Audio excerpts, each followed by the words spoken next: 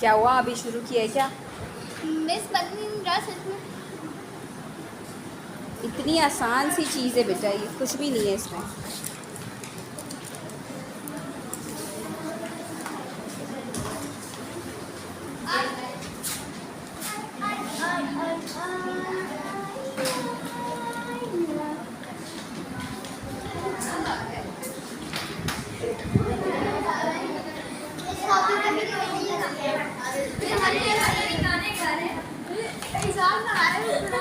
इस कॉपी पे भी पेंट लग गया।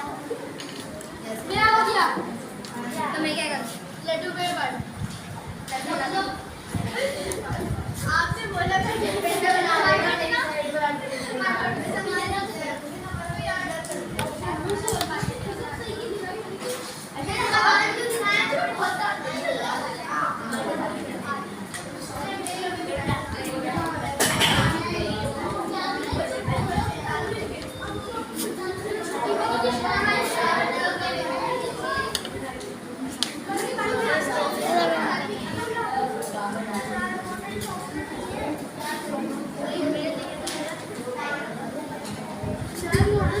अब काजिम ने तो मना किया है तो सिर्फ मैंने तो निकाली नहीं।